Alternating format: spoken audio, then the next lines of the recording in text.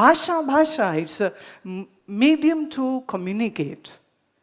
अपनी बात रखने के लिए एक तरीका है, एक माध्यम है, उससे आप अनपढ़ तो नहीं हो जाते। सुनो एक बात, 4 दोस्त स्कूल में इकट्ठे पढ़े, लंगोटिए यार, बड़े प्यार वाले, फिर अलग अलग हो गए, ट्रांसफर हो गया, ये हो गया।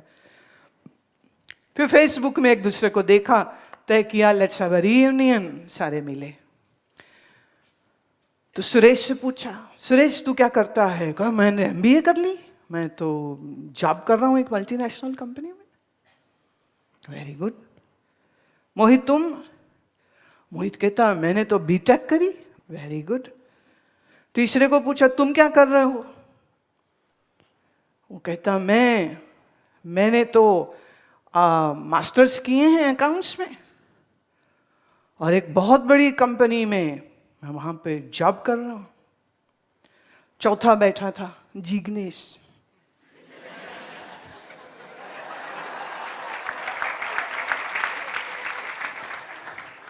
तीनों पूछते हैं जिग्नेश तूने क्या किया? कहते मैंने क्या करना था। नहीं तूने क्या किया? कह रहे ना बस 9वीं में फेल हो गया था, पप्पा ने घर बैठा लिया।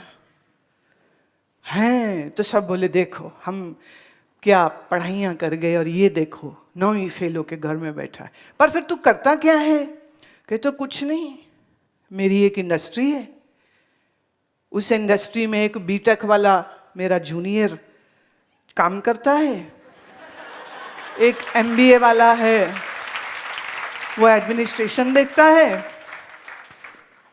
और मेरे अकाउंट्स को जो देखता है तो ऐसे 10 सीए मैंने रखे हैं। तो तीनों खोपड़ी पकड़ के बैठ गए कि बीटेक करके बीसीए करके आप कहीं जॉब कर रहे हैं और उन्हें इन सब लोगों को अपनी कंपनी में काम करने के लिए रखा है।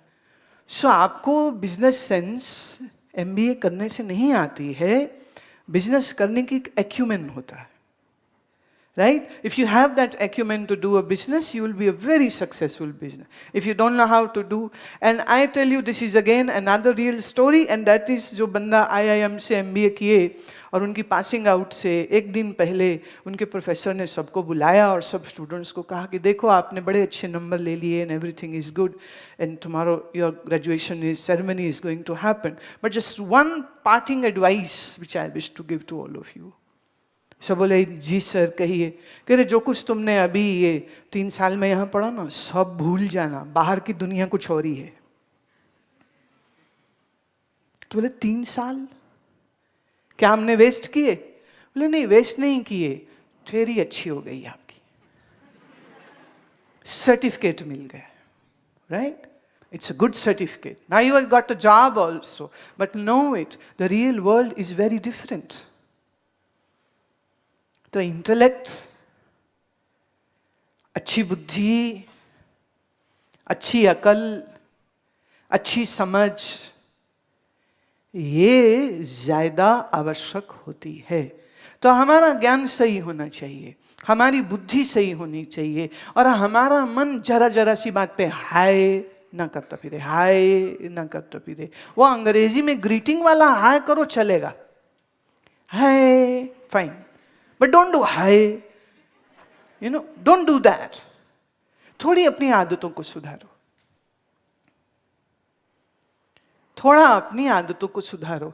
अच्छा आपके घर में जो बड़े हैं, उम्र से बड़े हैं, शायद आप उनको पॉइंट आउट नहीं कर सकते और करना भी नहीं चाहिए। अगर वो हाय हाय करते रहें, बस उनको देख के ये समझना कि ये कभी नहीं करना।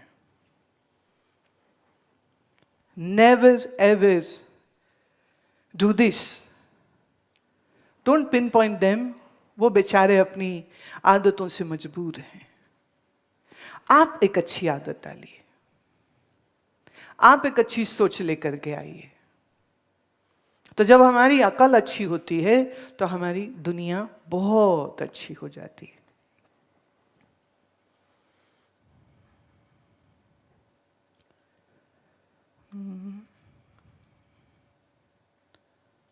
कोलकाता से आए डाई पाइन मंजूमदार, हाँ, पूछते हैं During puja or satsang or arati, one should sit on the asana. Is there any particular reason for it?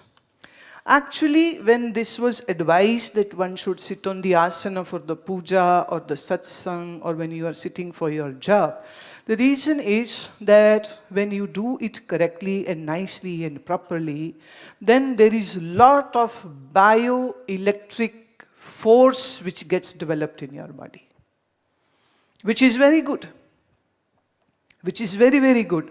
So in order to conserve it in your body and not allow it to get leaked, so we are putting up a barrier in between the body and the earth, and we use this mat, which ideally should be either of kusha, meaning the dry grass, or it can be made of wool, because they are bad conductors. Do you understand what is a bad conductor? The electricity will not flow through it. Right? That's why it is said, always sit on your asanas. And what happens is, आज एक छोटी आपको बात सिखाएं. अभी मेरे हाथ में है तो बहुत छोटी वाली, पर ऐसी रुद्राक्ष की माला आपको यहाँ मिल जाएगी मंडला से. उसमें 108 बीड्स होते हैं. How many? 108 beads. So if you hold a mala in your hand, we never use these fingers. We use the others, the thumb, the second, third, and the fourth finger to hold the mala. We hold this one manka, the one bead, and then keeping our focus at the mid-eyebrow here, and taking a deep breath in, we repeat the mantra in our mind. Say, for example, your mantra is Om Namah Shivaya. So, you take a deep breath in, and Om Namah Shivaya, and then you turn the bead and move to the second. And then again, you take a deep breath, focus at the mid-eyebrow. You say your mantra again, and then turn the bead, then turn the bead. And every time what you do?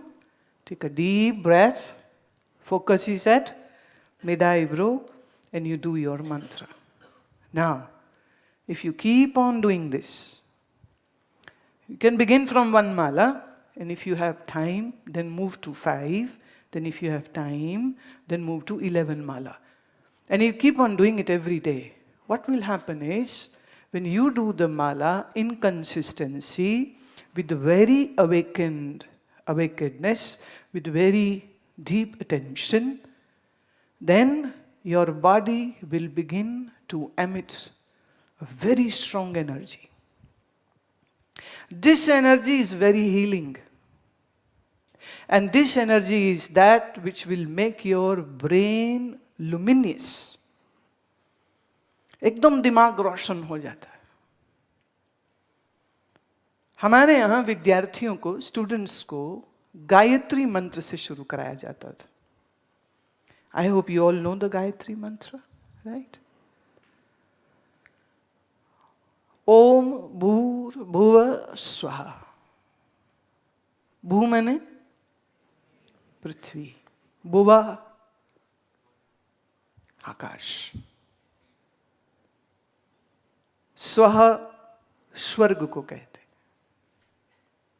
अभी इसमें बाद में जाएंगे कि स्वर्ग क्या है, या कहाँ है, या कौन है, या कैसा है, बाहर है कि अंदर ही है. तो जमीन से लेके आकाश तलक, इस भूतल से लेकर के तमाम सातों के सात तलों तक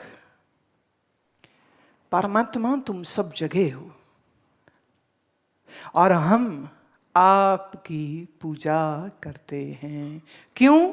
ताकि हमारी धी बुद्धि धियो यो न प्रचोदयात्, हमारी जो धी है, हमारी जो बुद्धि है, ये प्रचंड रूप से प्रकाशमान हो जाए. हम सारी जिंदगी अकल से जी रहे हैं कि बिना अकल के? तो अच्छा कुछ भी करने के लिए, विद्या के लिए, तो success, for prosperity, for wisdom, you need a good intellect. And this is a prayer in which you are seeking to gain this boon. From who? God. Where is God? Up somewhere in the Akasha? No, one who is right there within me. तो अब आप सोचेंगे कि अगर वो अंदर ही है तो फिर ये भी करने की जरूरत क्या है?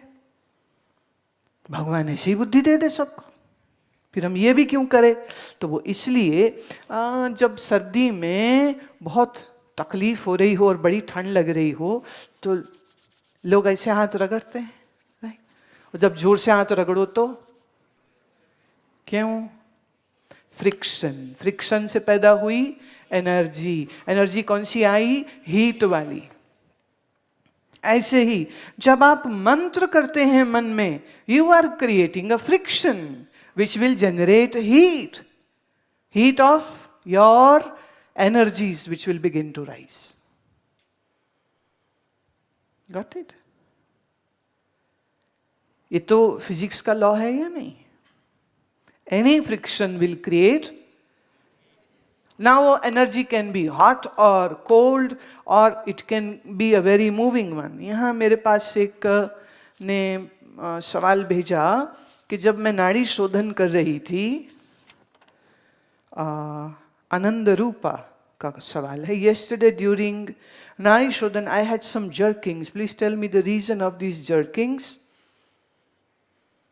And again, the question comes is that my board exams are coming closer, so what should I do to grow my concentration and have a better results? Number one, what is this jerking? That is that what I am calling, that's the bioelectricity which is rising. आपने वात पित्त कफ समझा? कुछ समझ आया? कुछ पल्ले पड़ा थोड़ा बहुत? So when your vata is not functioning properly, sometimes wherever the obstructions are, when you do the pranayam, that gets unclogged, that gets cleared.